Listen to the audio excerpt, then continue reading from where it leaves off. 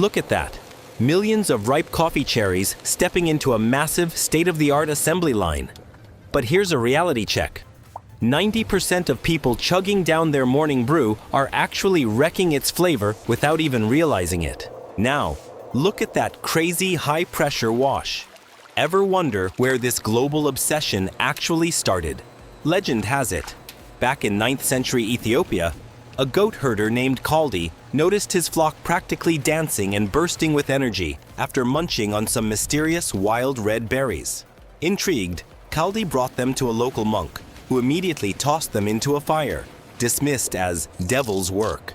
But as those seeds began to roast in the flames, an aroma so incredibly heavenly filled the room that they scrambled to rake the beans out, crushed them up, and brewed the world's very first cup of joe. From those accidental embers, we've upgraded to these insane centrifugal peeling machines. But stripping away that outer red pulp, that's just scraping the surface. Notice how the green beans inside look totally pale and smell like absolutely nothing? How on earth does this high-tech setup awaken its sleeping soul through a brutal trial-by-fire roasting process? Well, that mind-blowing secret is coming up in just a few minutes, so stick around.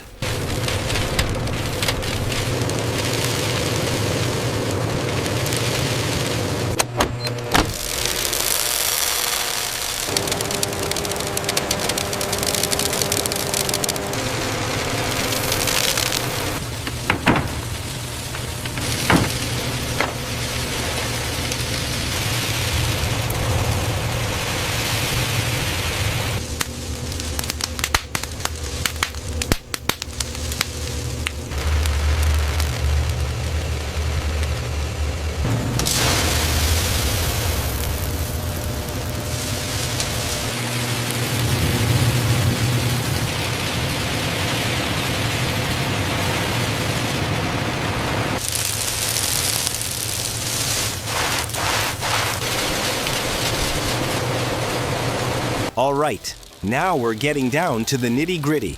Those beautiful dark roasted beans are being fed into the heavy-duty grinders, ready for the extraction tower. As you watch that conveyor smooth out the fresh grounds, it reminds me of a fascinating era in 17th century London. Back then, coffee houses were popping up on every corner, and people affectionately dubbed them penny universities. Why?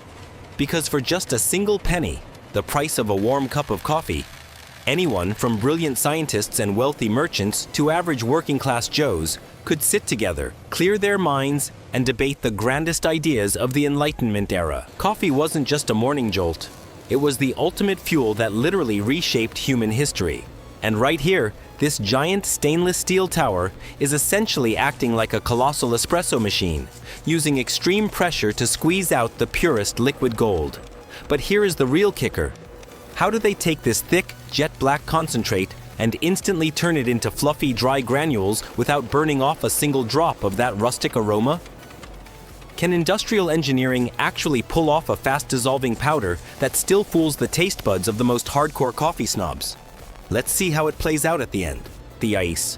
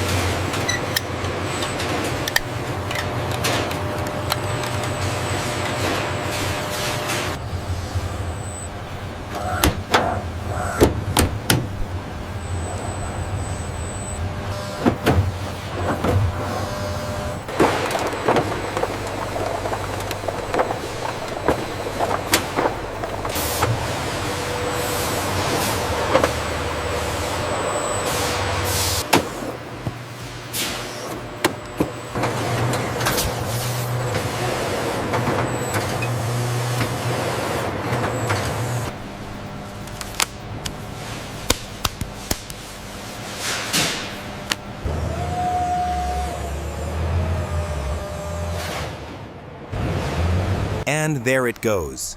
Thousands of finished crates moving into a smart warehouse, paving the way for the ultimate payoff.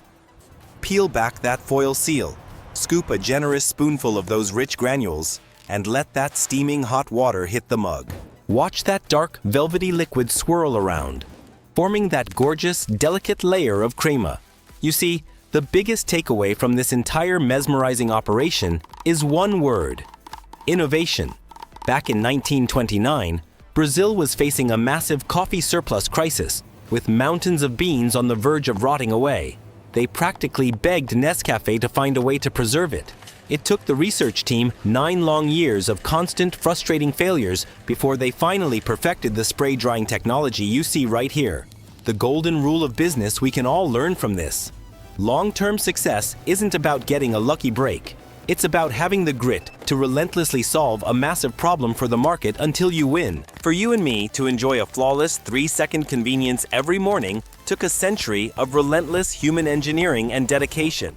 So, have you had your coffee yet today? Do you reckon the jar on your desk was crafted with this level of precision?